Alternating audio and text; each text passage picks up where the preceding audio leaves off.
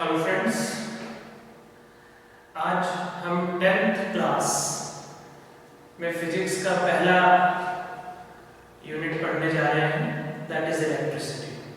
Okay, देखिए मेरा सबसे पहले तो मैं पांडे क्लासेस की तरफ से मैं अनुराग पांडे आपका स्वागत करता हूँ आज के लेक्चर में।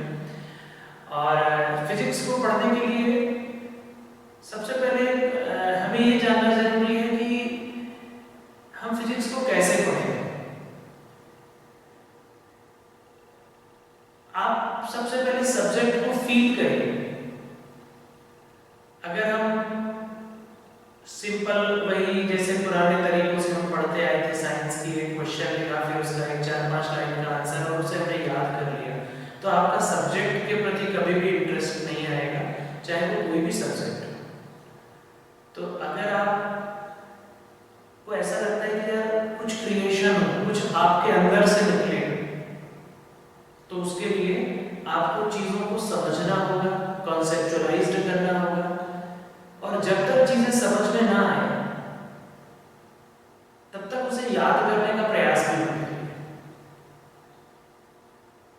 तो ठीक, आप मतलब फिजिक्स में क्या किस तरह से करना है आपको कि कोई भी चीज हो रही है, हर कोई भी चीज आपको बताई गई है, तो उसमें क्यों, हाउ एंड व्हाई, ये दो क्वेश्चन आपको हर बार अपने आप से पूछने हैं और उनके आंसर्स आपको ढूंढने की कोशिश करें।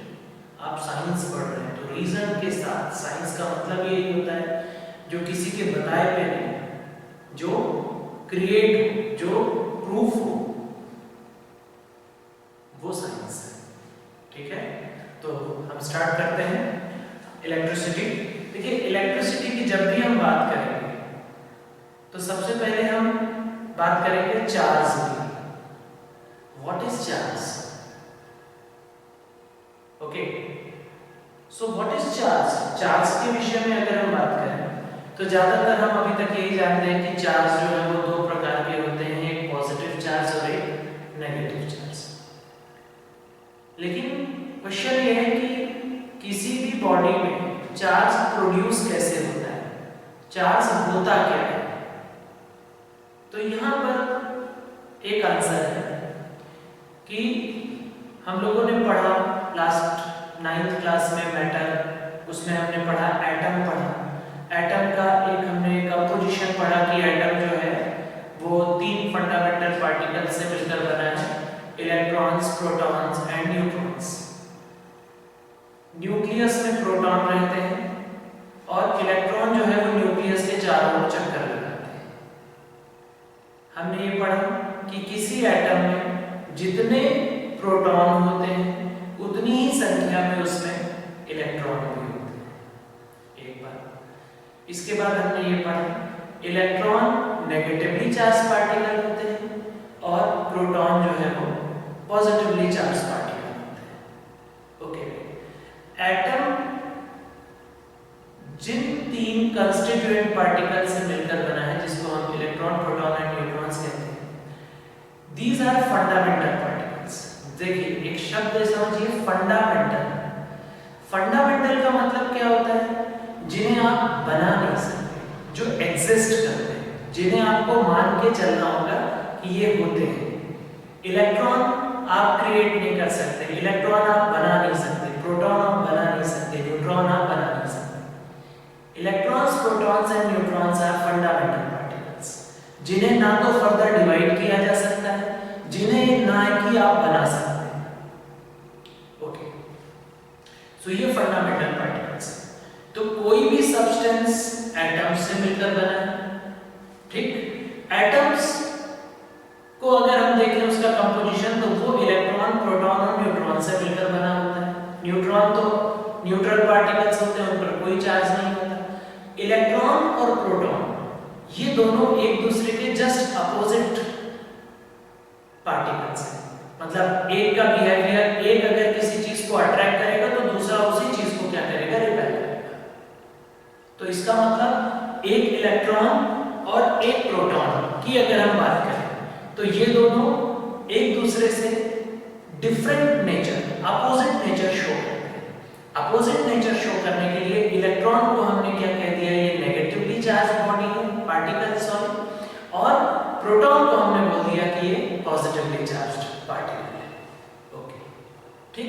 किसी भी एटम में जितने इलेक्ट्रॉन्स होते हैं उतने ही संख्या में उसके न्यूक्लियस में प्रोटॉन होते हैं, और एक इलेक्ट्रॉन का चार्ज और एक प्रोटॉन का चार्ज जो है मैग्नीट्यूड में बराबर होता है।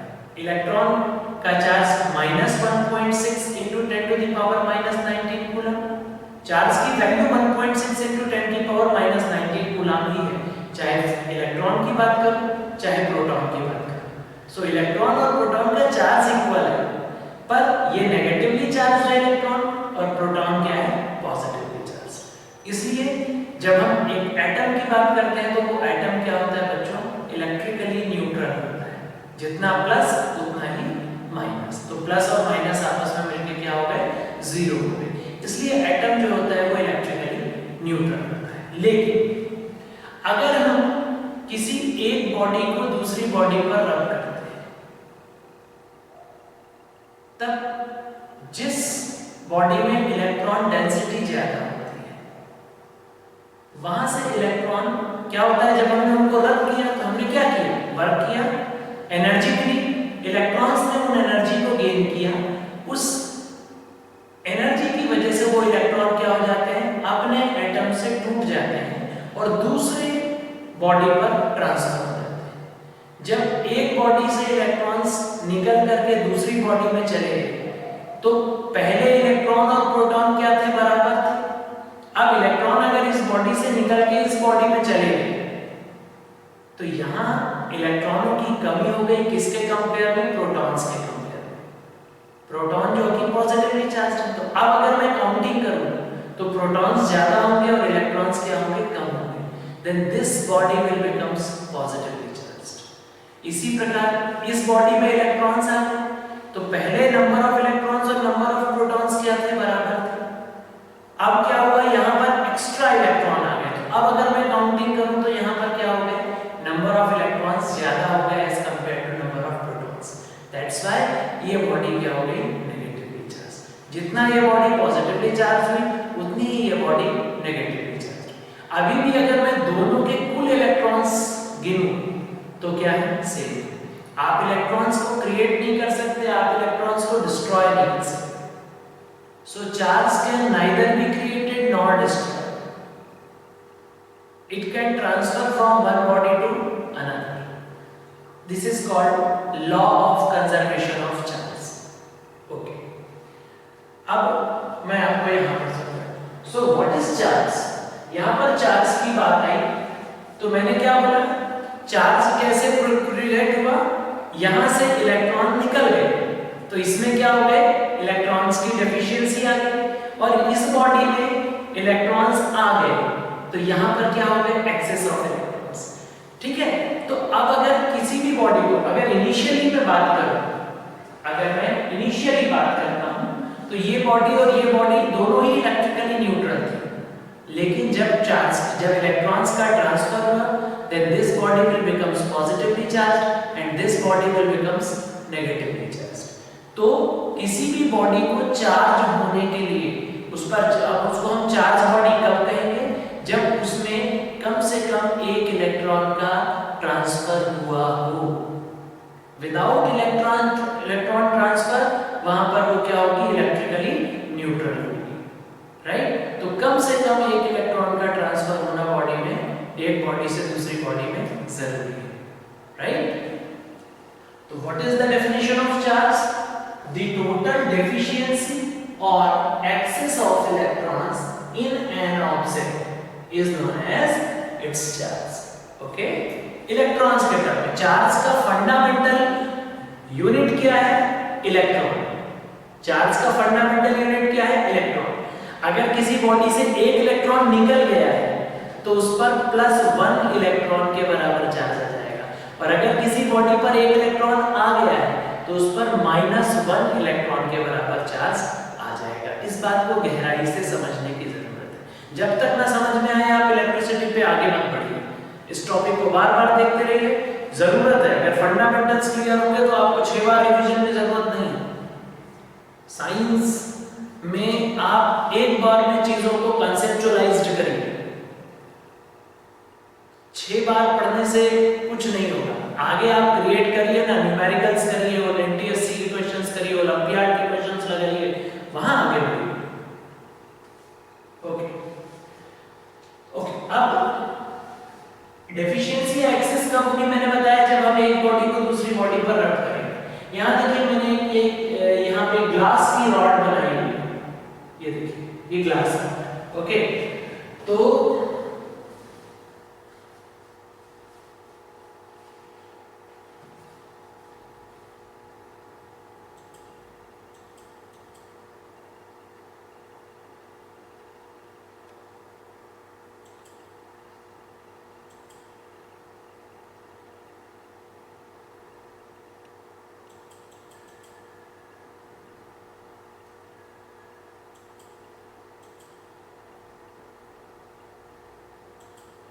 ये देखिए हमने एक ग्लास रॉड ली और एक सिल्क लिया, सिल्क एक मटेरियल।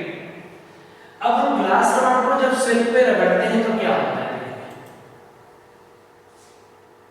ये देखिए जब हम ग्लास रॉड को सिल्क पे रगड़ते हैं तो यहां से कुछ इलेक्ट्रॉन्स जो हैं निकल करके कहां जा रहे हैं, सिल्क पर जा रहे हैं।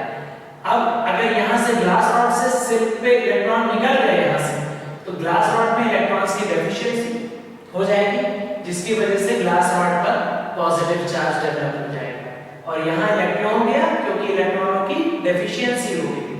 ठीक इसी प्रकार यहां पर इलेक्ट्रॉन्स आ गए और ये इलेक्ट्रॉन्स आने की वजह से ये क्या हो गई, बॉडी इलेक्ट्रॉन रिच हो गई।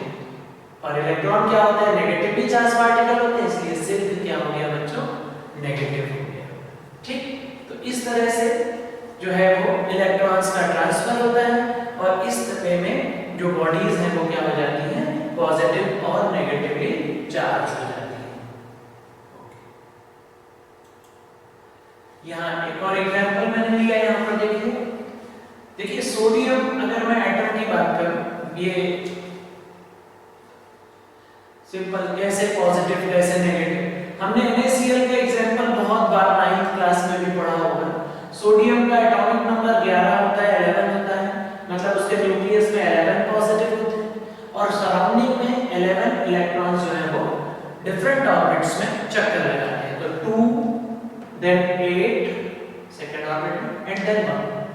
ठीक, क्लोरीन की अगर मैं बात करूं तो 17 होता है atomic number, right, 17 atomic number, 17 proton होंगे और सराउंडिंग में 17 इलेक्ट्रॉन, 2 then 8 then 7, राइट। अब हमने पढ़ा है कि क्या होता है कि ऑक्टेट कंप्लीट करने के लिए और इनर्ट गैस कॉन्फ़िगरेशन को ऑब्टेन करने के लिए ये अपने इलेक्ट्रॉन्स का ट्रांसफर करते हैं। तो यहां से जब एक इलेक्ट्रॉन, देखिए अगर मैं इनिशियली बात करूं शुरू में, यहां पर 11 प्रोटॉन है, 11 पॉजिटिव और सराउंडिंग में 11 नेगेटिव, तो 11 पॉजिटिव और 11 नेगेटिव मिलके क्या हो गया, 0, राइट। यहां पर 17 प्रोटॉन है, यहां पर 17 इलेक्ट्रॉन है, तो 17 पॉजिटिव और 17 नेगेटिव क्या हो गया, 0। तो इनिशियली सोडियम भी न्यूट्रल है और क्लोरीन भी न्यूट्रल है, लेकिन जब ये एक इलेक्ट्रॉन आप यहां से यहां ट्रांसफर कर देते हो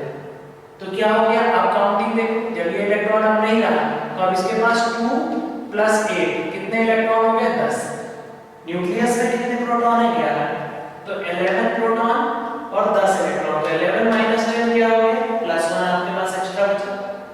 इस तरह से जब इलेक्ट्रॉन कहीं चले जाते हैं, इलेक्ट्रॉन की डेफिशिएंसी हो जाती है, तो वो बॉडी जो है वो क्या हो जाती है, it will becomes positively charge.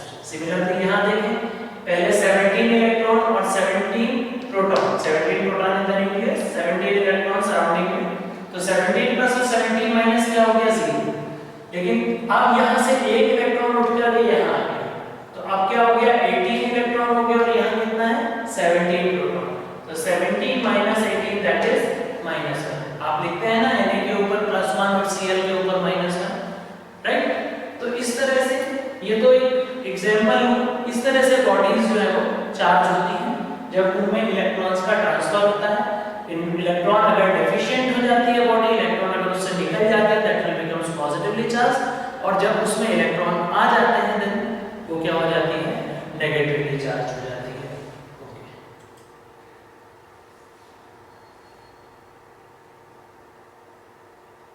यहाँ पर एक और एग्जांपल दिया है मैंने,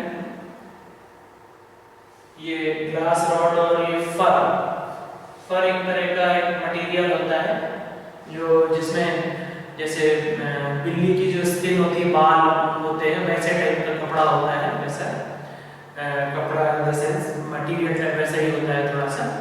तो जब हम ग्लास रॉड को देखिए,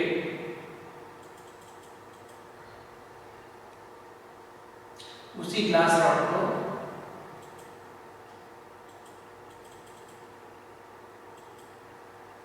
ठीक है, उसी ग्लास रॉड को जब हम फर पे, अभी हमने सिल्क पे रख रहा था, अब हम फर पे रख रहे हैं, फर एक मटेरियल है उस पर हम रख रहे हैं, तो क्या हो रहा है देखिए,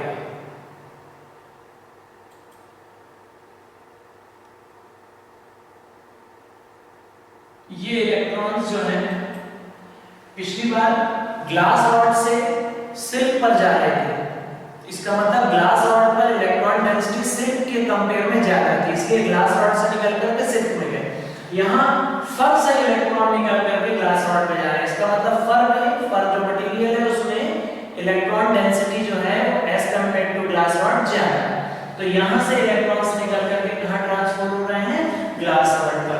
तो देखिए अगर ऐसा हो रहा है तो ग्लास रॉड पर इलेक्ट्रॉन्स क्या हो जाएंगे, एक्सेस में आ जाएंगे, जिसकी वजह से ग्लास रॉड में बिकम्स नेगेटिव, और फर से इलेक्ट्रॉन जो कि जा रहे हैं ट्रांसफर हो रहे हैं, तो फर में क्या हो जाएगा बच्चों, इलेक्ट्रॉनों की कमी हो जाएगी, डेफिशिएंसी हो जाएगी, तो फर जो है वो क्या हो जाएगा, पॉजिटिवली चार्ज हो जाएगा। ये देखिए इलेक्ट्रॉन्स ये ट्रांसफर हो रहे हैं,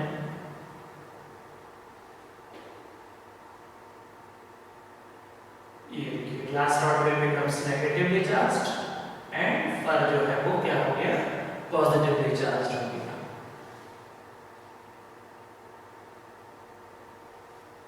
ये इलेक्ट्रॉन रिच हो गई, वो इलेक्ट्रॉन डेफिशिएंट हो गया।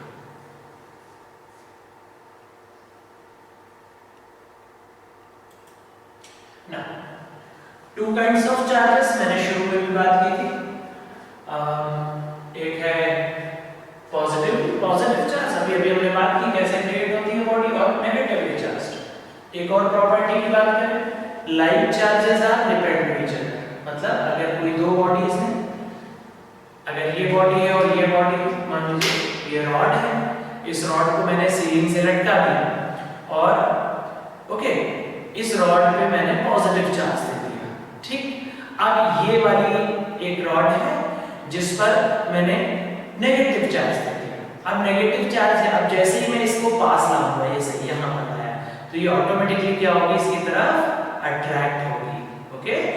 प्लस चार्ज है इस रॉड पर और इस पर क्या है, नेगेटिव, तो इसको मैंने सीलिंग से लटका दिया और इसको मैं धीरे धीरे पास लेके आया, तो ये ऑटोमेटिकली इसकी तरफ क्या होगी, अट्रैक्ट होगी।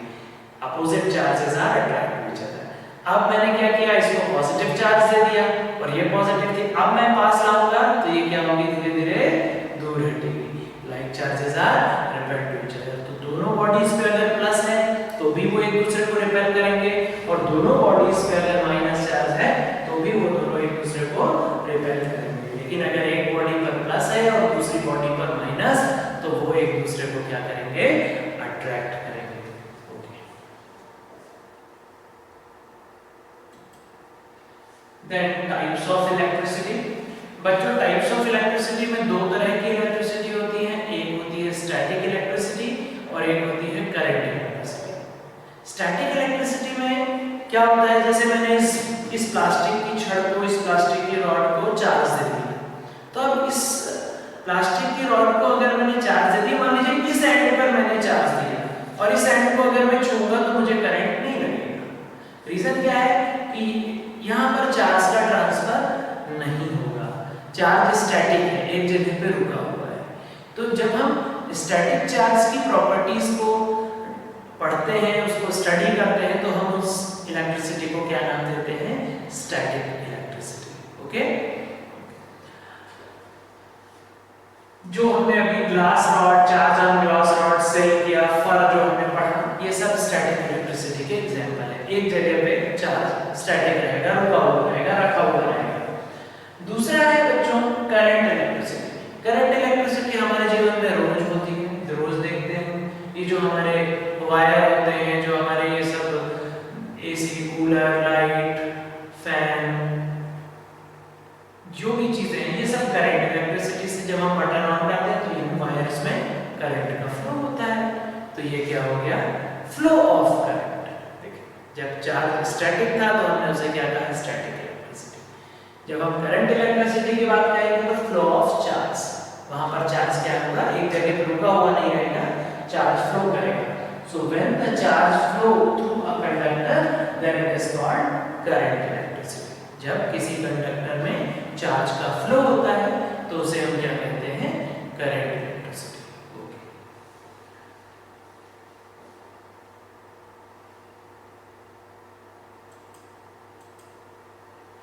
Now what is conductor? Conductor क्या होते हैं? वो सब्सटेंस, दो substances through which charge can flow. ऐसे सब्सटेंस, ऐसा मटेरियल जिससे चार्ज फ्लो हो सके। जैसे प्लास्टिक की रॉड है, इससे चार्ज फ्लो नहीं हो सकता, लेकिन अगर इसकी जगह में कॉपर की रॉड ले लेता तो उससे चार्ज क्या होता? फ्लो हो जाता। सिल्वर की रॉड ले लेता तो उससे चार्ज क्या होता? फ्लो होता, राइट? तो the substances through which electricity can flow are called conductor. ठीक? जैसे for example all metals are conductor. All metals are conductor. Metals are good conductor of electricity. Silver is the best conductor of electricity, followed by copper, gold, aluminium, etc. Right?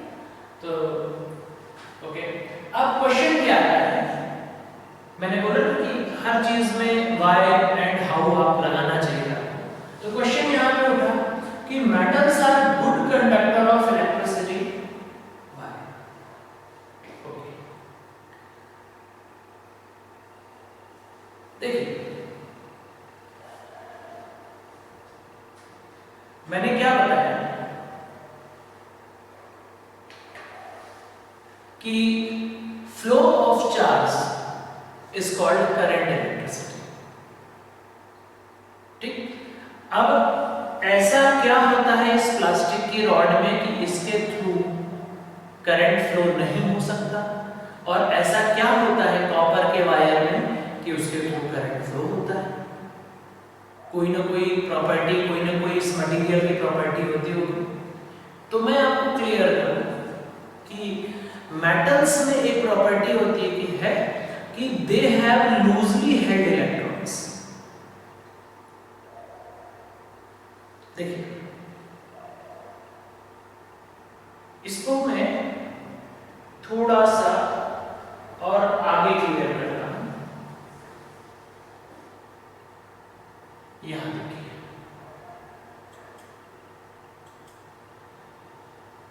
How electrons flow inside the conductor. देखिए,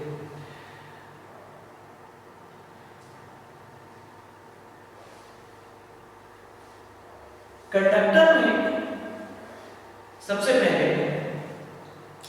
कोई भी material जो है वो atom से मिलकर बना होता है, चाहे वो कॉपर हो, चाहे वो प्लास्टिक की रॉड हो, चाहे वो वुडन ब्लॉक हो।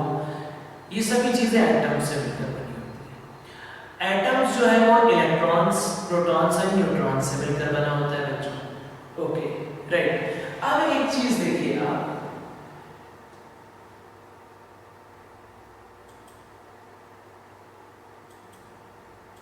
ये यहां न्यूक्लियस है बच्चों। न्यूक्लियस क्या करता है? इन इलेक्ट्रॉन्स को अपनी ओर अट्रैक्ट करके रखता है, बांध करके रखता है, राइट? ये वैलेंशियल इलेक्ट्रॉन है सबसे बाहर वाला। तो न्यूक्लियस क्या करता है? इन इलेक्ट्रॉन्स को पकड़ के रखता है, अपनी ओर अट्रैक्ट करके रखता है। न्यूक्लियस क्या है? पॉजिटिवली चार्ज, और इलेक्ट्रॉन क्या होता है? Negatively charge. ओके, अब ये जो फोर्स है न्यूक्लियस की ओर जो अट्रैक्ट जितना ज्यादा रहे इलेक्ट्रॉन फ्लो नहीं हो सकता, राइट। और अगर ये कमजोर हो गया, ये बॉन्ड वीक हो गया, राइट, तो क्या होगा, ये इलेक्ट्रॉन लूज हो जाएगा, छूट जाएगा, और क्या करेगा, जैसे छूटेगा आजाद हो जाएगा, देन वो क्या कर सकता है, फ्लो कर सकता है। यस, अगर कोई इलेक्ट्रॉन न्यूक्लियस से बंधा हुआ है तो वो फ्लो करने के लिए फ्री नहीं है, स्वतंत्र नहीं है। लेकिन अगर वो आजाद हो जाए न्यूक्लियस से, अब वो फ्लो कर सकता है, राइट। तो जो मेटल्स होते हैं उनके जो इलेक्ट्रॉन्स होते हैं, जो वैलेंस शेल के इलेक्ट्रॉन्स होते हैं, वो loosely held by the nucleus होते हैं। न्यूक्लियस जो है, उनके न्यूक्लियस की जो बॉन्डिंग होती है उन इलेक्ट्रॉन्स पे, वो क्या होती है, वीक होती है, जिसकी वजह से वो आसानी से टूट जाती है और वो इलेक्ट्रॉन्स एंटायर द क्रिस्टल, पूरे मेटल में आसानी से फ्लो हो सकते हैं। दैट्स व्हाई जब क्या होता है कि हम बैटरी लगाते हैं, जैसे ही हम बैटरी लगाते हैं,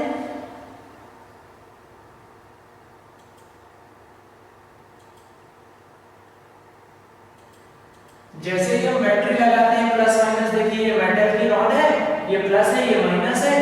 जैसे ही हमने यहाँ पे बैटरी लगाई, मतलब एक एंड को हमने माइनस से जोड़ा, एक एंड को हमने प्लस से जोड़ा, तो ये माइनस वाला क्या करेगा, उन इलेक्ट्रॉन्स को, जो इलेक्ट्रॉन्स इस रॉड के हैं, इस मेटल के हैं, उनको क्या करेगा, वो पुश करेगा, ठीक है ना, रिपेल करेगा, ड्राइविंग फोर्स। और ये पॉजिटिव प्लेट जो है वो क्या करेगी, उन इलेक्ट्रॉन्स को अपनी ओर अट्रैक्ट करेगी, जिसकी वजह से वो लूजली हेल्ड इलेक्ट्रॉन्स क्या हो जाएंगे, पूरे वायर में क्या होने लगेंगे, रोटेट होने लगेंगे, right. That's why conductors are, मतलब conductors have, because conductors have loosely held electrons by the nucleus, so they can conduct electricity through them, right। अच्छा, अब इंसुलेटर्स में क्या प्रॉब्लम होती है, इंसुलेटर्स में प्रॉब्लम ये होती है कि ये जो बॉन्डिंग होती है इलेक्ट्रॉन्स की, वो क्या होती है, बहुत ज्यादा मजबूत होती है, जिसकी वजह से ये इलेक्ट्रॉन्स आजाद नहीं होते, फ्री नहीं होते। जब फ्री नहीं होंगे तो इलेक्ट्रॉन यहाँ से यहाँ तक पहुंचेगा नहीं, फ्लो नहीं करेगा जब इलेक्ट्रॉन, तो इलेक्ट्रॉन का फ्लो करना ही तो चार्ज का फ्लो करना होता है। तो इसका मतलब उस मटेरियल में चार्ज फ्लो नहीं होगा, चार्ज फ्लो नहीं होगा तो वो इलेक्ट्रिसिटी कंडक्ट नहीं कर सकती। दैट्स व्हाई उन्हें हम क्या कहते हैं, इंसुलेटर्स कहते हैं, राइट। ओके, ये कुछ मैंने बताया how the electrons flow inside the conductor. किसी भी कंडक्टर के अंदर इलेक्ट्रॉन्स कैसे फ्लो होते हैं, तो देखिए जो कंडक्टर्स मैंने बताया कि metals are good conductor of electricity, and metals की जो ज्योमेट्री होती है बच्चों, वो फिक्स्ड क्रिस्टलाइन ज्योमेट्री होती है।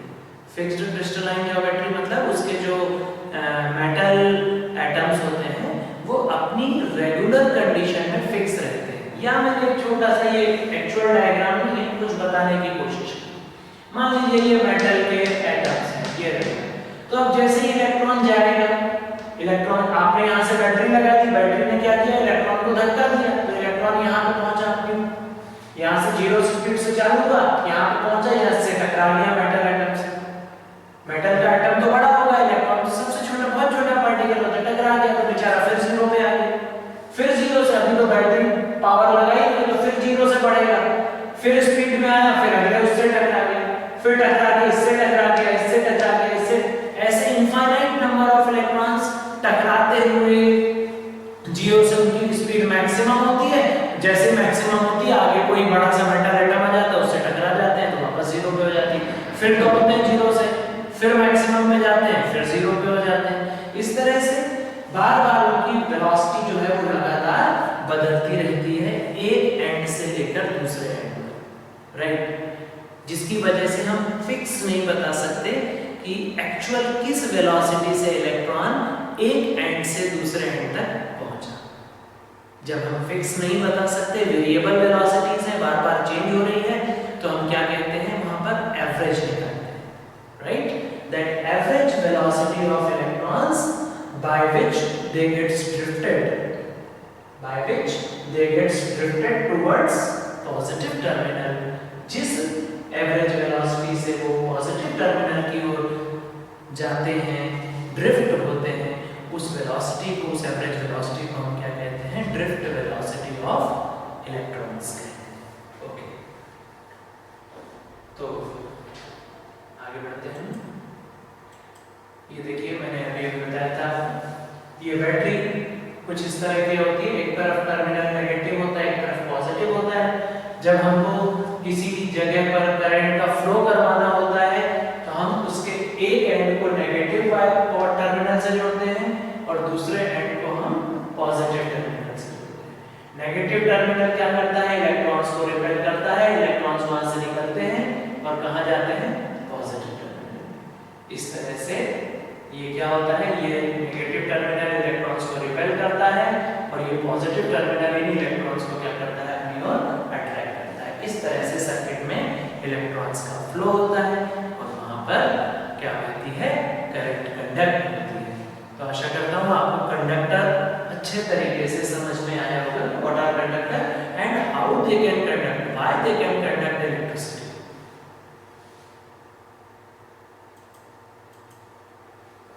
इंसुलेटर्स अभी मैंने बता दिया आपको, just those substances through which electricity cannot flow are called insulator। ठीक, जिनसे कि होकर के इलेक्ट्रिसिटी फ्लो नहीं हो सकती। क्यों नहीं हो सकती?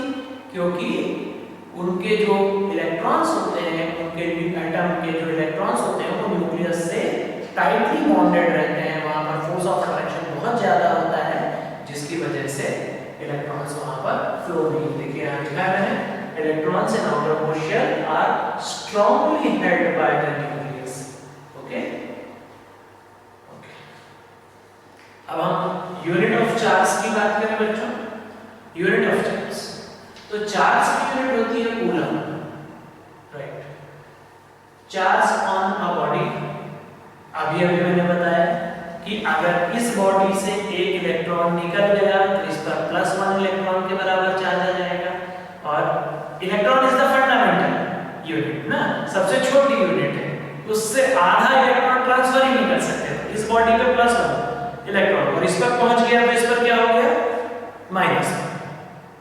अगर 2 इलेक्ट्रॉन निकलते तो इस पर +2 इलेक्ट्रॉन, अगर इस पर 2 पहुंचते तो -2 इलेक्ट्रॉन। 3 इलेक्ट्रॉन निकलते तो इस पर +3 इलेक्ट्रॉन, इस पर -3 इलेक्ट्रॉन। इस तरह से किसी भी बॉडी पर चार्ज हो सकता है।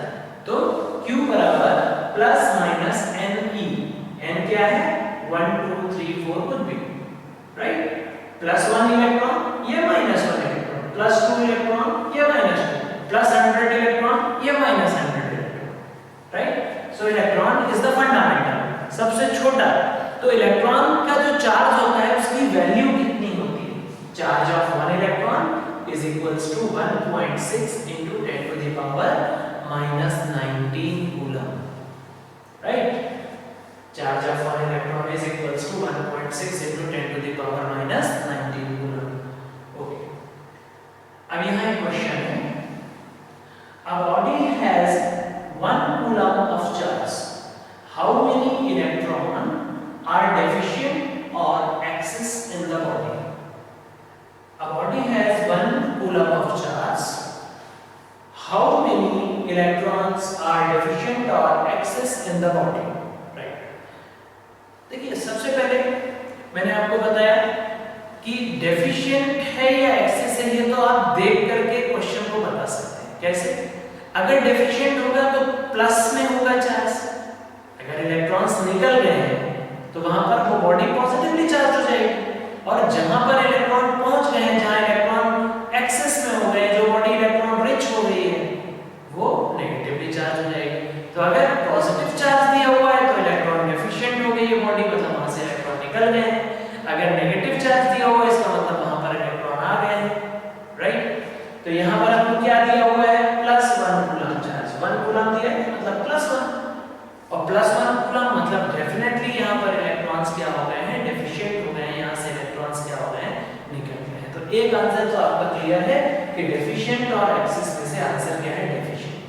अब उन्होंने बोला हाउ मेनी, कितने इलेक्ट्रॉन डेफिशिएंट हुए, कितने इलेक्ट्रॉन उस बॉडी से निकल गए कि उस पर 1 कूलम का चार्ज आ गया।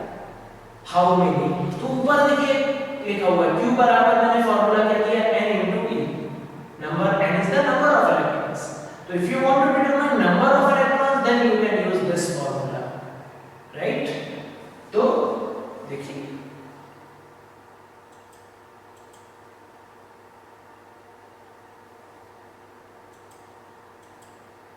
ये Q बराबर NE, राइट। Q कितना दिया है आपको 1 कूलम, N आपको फाइंड आउट करना है and E that is charge of electron that is 1.6 into 10 to the power minus 90, right. तो N is equals to क्या हो जाएगा, इसको हम नीचे ले आए 1 upon 1.6 into 10 to the power minus 90, okay. 10 की पावर माइनस 90 बच्चों ऊपर चला जाएगा तो क्या हो जाएगा प्लस 90, राइट। और ये क्या बचा 1.6, तो इसका डेसिमल अगर हम हटाएंगे तो ऊपर क्या हो जाएगा, जो कि एक नंबर के बाद डेसिमल है और एक 0 आ जाएगा 10 upon 16, राइट।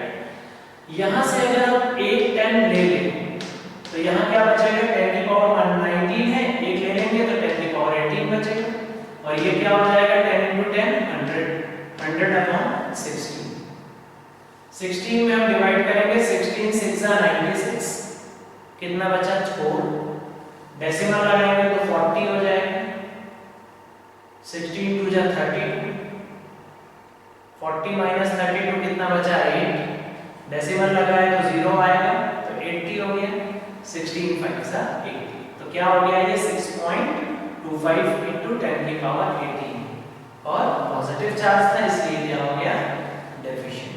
तो इतने इलेक्ट्रॉन्स, अगर उस पर 1 कूलम का चार्ज है बच्चों, इसका मतलब कि उसमें से कितने इलेक्ट्रॉन्स निकल गए हैं 6.25 into 10 to the power 18 electrons उसमें से निकल गए हैं, ओके, राइट।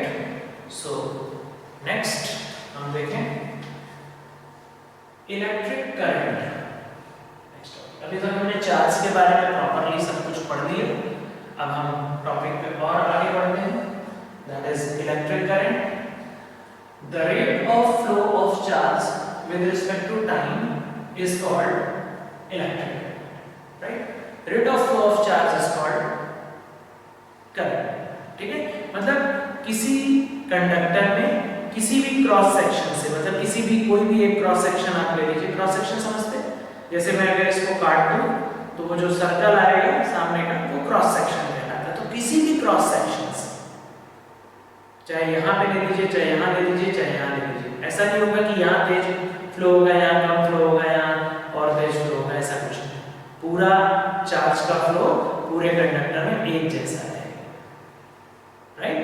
तो through any cross section charge flow per unit time में उसमें से जितना चार्ज फ्लो होगा that is called electric current, okay.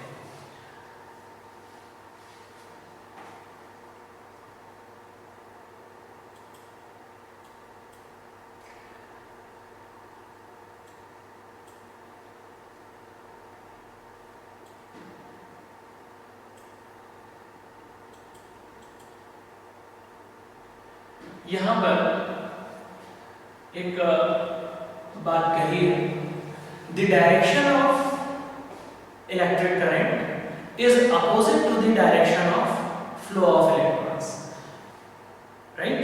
मतलब जब डेफिनेशन दी गई तो उन्होंने the rate of flow of positive charge के लिए डेफिनेशन दी गई।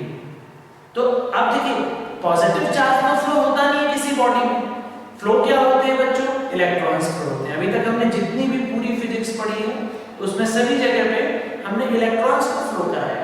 तो जब इलेक्ट्रॉन्स फ्लो करेंगे तो इलेक्ट्रॉन मान लीजिए यहाँ से एक इलेक्ट्रॉन निकल करके यहाँ पहुंचेगा, तो इसका मतलब यहाँ पर पॉजिटिव बन गया, यहाँ नेगेटिव बन गया। या हम इसको उल्टा कर सकते हैं कि भाई यहाँ से पॉजिटिव चार्ज यहाँ फ्लो किया।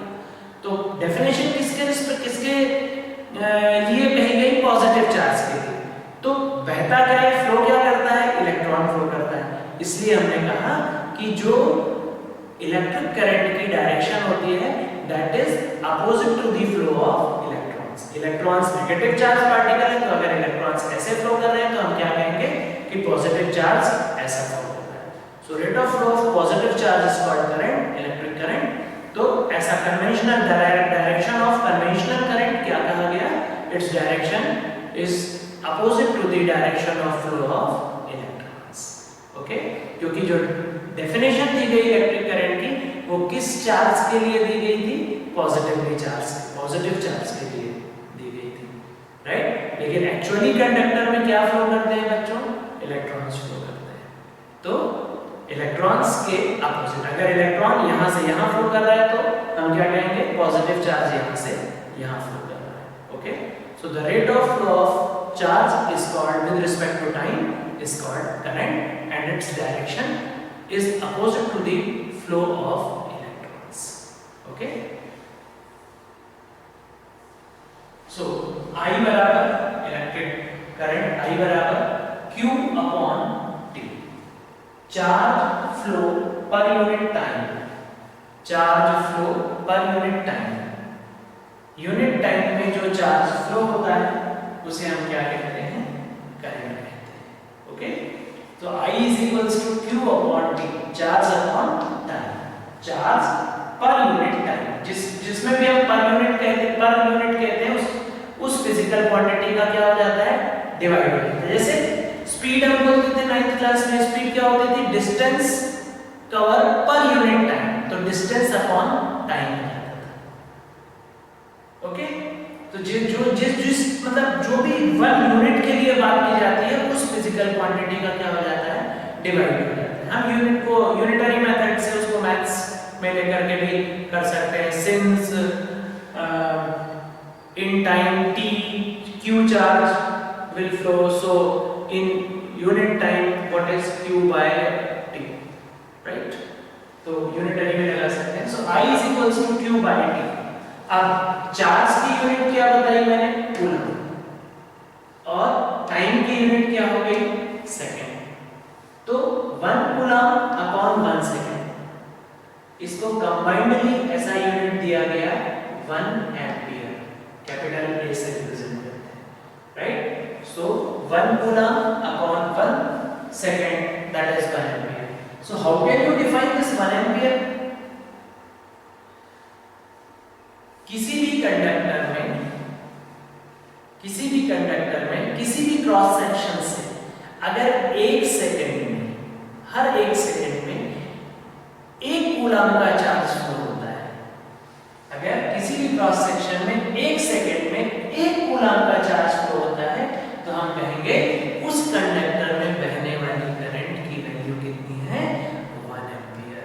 Okay, so 1 ampere current will flow through a conductor when 1 coulomb of charge flow through it in 1 second, right? 1 ampere की डेफिनेशन क्या हुई कि अगर किसी भी कंडक्टर के किसी भी क्रॉस सेक्शन से, हाँ आपने देखना चालू किया है यहाँ पे 1 सेकंड हमने देखा, 1 सेकंड में अगर 1 कूलम्ब चार्ज फ्लो हो रहा है तो हम क्या कहेंगे? इसमें बहने वाली करंट कितनी है? 1 ampere. So 1 ampere current is what? When 1 coulomb of charge flowing through a conductor in 1 second, then the current in the conductor is 1 ampere. Okay? Next.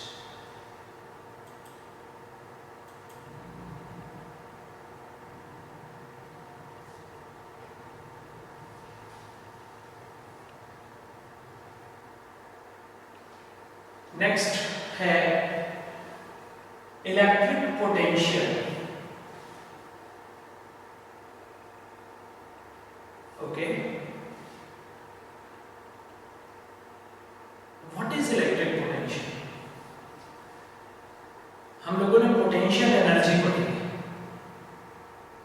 Potential energy क्या पढ़ते थे हम लोग? ग्रेविटेशन में, ग्रेविटी में पढ़ते थे कि अगर किसी m मास की बॉडी को ग्रेविटी के अगेंस्ट h हाइट तक उठा दिया जाए, ये मान लीजिए ग्रेविटी के अगेंस्ट हम इसे h हाइट तक उठाते हैं, तो इसमें जो पोटेंशियल एनर्जी डेवलप होती है वो क्या होती है? mgh। ओके, वो ग्रेविटेशनल पोटेंशियल एनर्जी थी। अभी यहाँ पर हम इलेक्ट्रिक पोटेंशियल की बात करेंगे, ठीक है? तो व्हाट इज इलेक्ट्रिक पोटेंशियल? वहां पे हम ग्रेविटी के अगेंस्ट क्या कर रहे थे? वर्क कर रहे थे। यहाँ पर हम इलेक्ट्रिक फील्ड के अगेंस्ट वर्क कर रहे हैं, राइट? सो वर्क, मान लीजिए ये चार्ज है, कोई चार्ज बॉडी है, इसका चार्ज कितना है? प्लस। ओके, अब अगर किसी भी बॉडी को, किसी प्लस चार्ज को अगर मुझे इसके पास लाना है तो ये प्लस चार्ज उसको क्या करेगा बच्चों?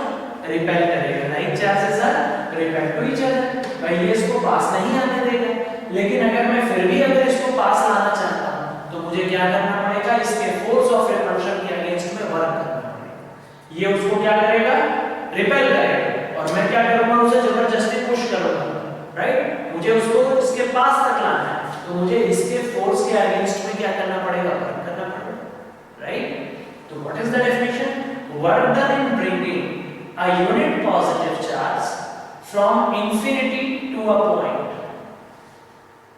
इन एन इलेक्ट्रिक फील्ड। इस चार्ज की जो इलेक्ट्रिक फील्ड है उस तक, उसके किसी पॉइंट तक अगर मैं किसी यूनिट पॉजिटिव चार्ज इनफाइनाइट से वहां तक लेके आऊं, तो मुझे जो वर्क करना पड़ेगा, that work is known as electric potential at that point.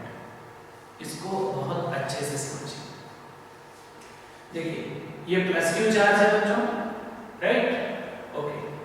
अब क्या होगा,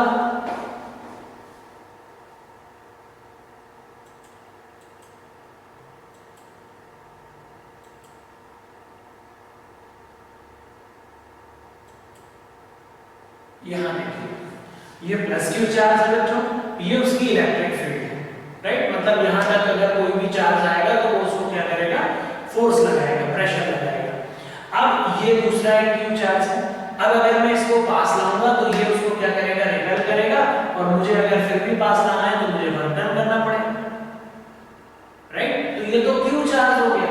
अगर क्यू चार्ज की जगह में +1 चार्ज ले तो उस +1 चार्ज को इनफाइनाइट से इस पॉइंट तक, उसकी इलेक्ट्रिक फील्ड तक लाने में मैं जो भी वर्क करूंगा, दैट वर्क डन, मेरे द्वारा किया गया वो work done, that is called electric potential at that point. So what is electric potential, that is work done. कौन सा वर्क, जो मैंने यूनिट पॉजिटिव चार्ज को इनफाइनाइट से उस पॉइंट तक लाने में किया। Work done in bringing a unit positive charge from infinity to that point is known as electric potential at that point. Okay, right? So let's see. ये देखिए infinity से ये जब मैं यहाँ हिलाऊंगा तो रिपेल होगा, उसके अगेंस्ट में मुझे वर्क करना पड़ेगा। So work done in bringing a unit positive charge from infinity to a point in an electric field is called electric potential at that point. What is electric potential? Work done. कौन सा work done किसने किया, हमने किया। क्यों किया, जब हम +1 चार्ज को इनफाइनाइट से उस पॉजिटिव चार्ज की इलेक्ट्रिक फील्ड में ला रहे थे, तब हमें उसके फोर्स ऑफ रिपल्शन के अगेंस्ट में जो वर्क करना पड़ा, that work done is known as electric potential at that point. But remember, unit positive charge को लाने में, right? तो अगर Q चार्ज को लाने में मुझे मान लीजिए W कार्य करना पड़ता है, W वर्क करना पड़ता है, तो 1 को लाने में कितना करना पड़ेगा, W/Q, right? ये बिल्कुल वैसा ही हो गया बच्चों। सपोज करिए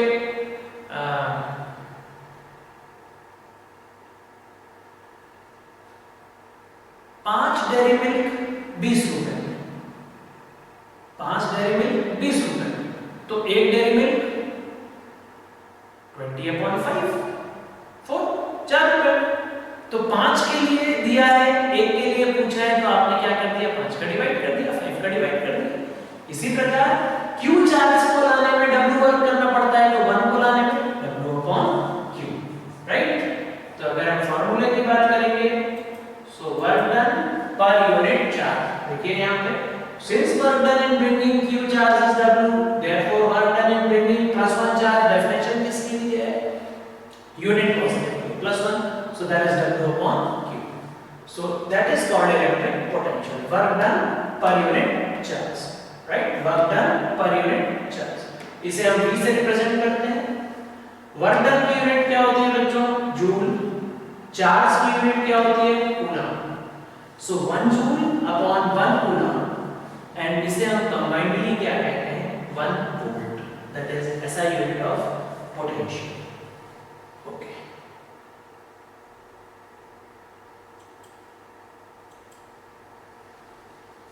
अब हम पोटेंशियल डिफरेंस पढ़ेंगे।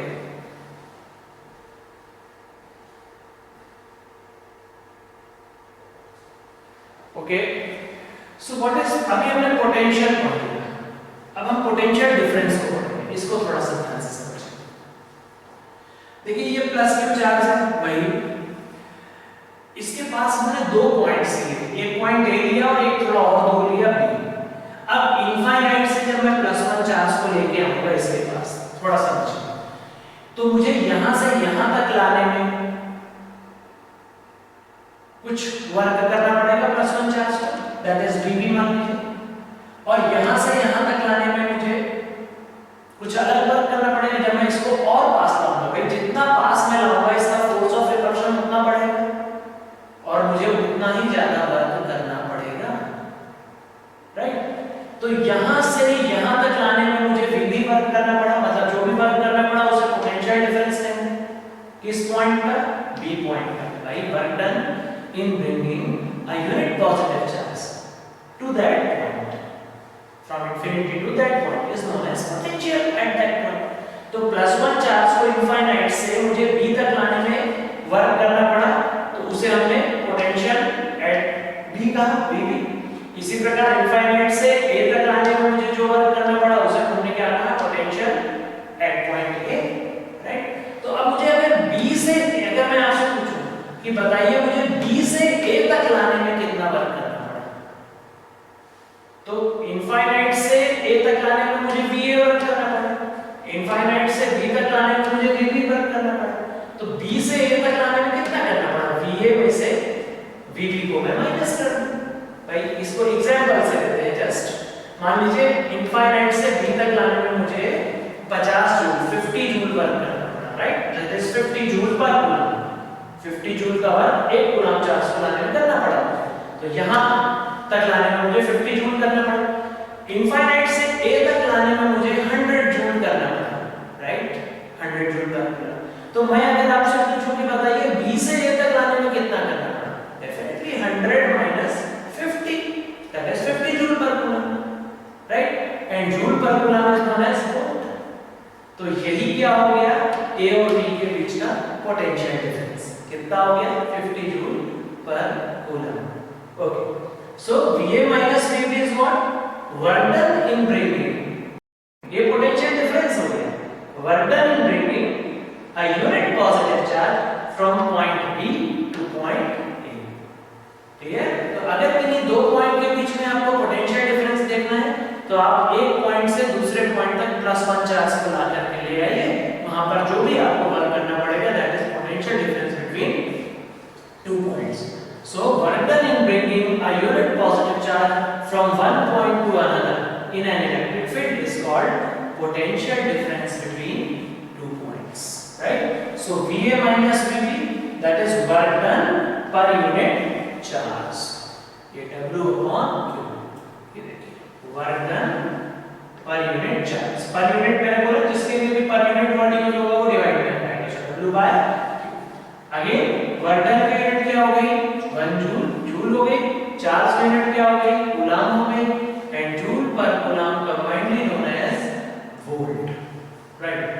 सो पोटेंशियल डिफरेंस हो या पोटेंशियल यूनिट क्या हो गई, वोल्ट। सो अगर मैं 1 वोल्ट पोटेंशियल डिफरेंस की डेफिनेशन पूछना चाहूं कि किसी कंडक्टर में 1 वोल्ट पोटेंशियल डिफरेंस का क्या डेफिनेशन है, तो हम क्या बोलेंगे कि अगर किन्हीं दो पॉइंट के, मान लीजिए कंडक्टर है, इसके एक एंड ये है एक एंड ये है, अगर इसके एक एंड से दूसरे एंड तक 1 कूलम चार्ज को ले जाने में मुझे 1 जूल का वर्क डन करना पड़ता है। If 1 joule of work has to be done in bringing 1 coulomb of charge from this point to that point, then the potential difference between the ends of this conductor is known as 1 volt। okay, अगर एक and से, एक point से दूसरे point तक 1 coulomb charge को ले जाने में मुझे 1 जूल वर्क करना पड़ता है, तब उन दोनों पॉइंट के बीच का पोटेंशियल डिफरेंस क्या कहलाता है, 1 वोल्ट कहलाता है। So 1 volt. The potential difference between 2 points will be 1 volt when 1 joule work has to be done in bringing 1 coulomb charge from one point to another. Right? ठीक. एक question कर लेते हैं सामने. How much work is done in moving a charge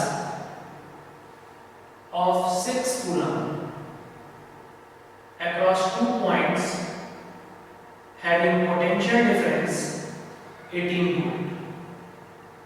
Okay. अगर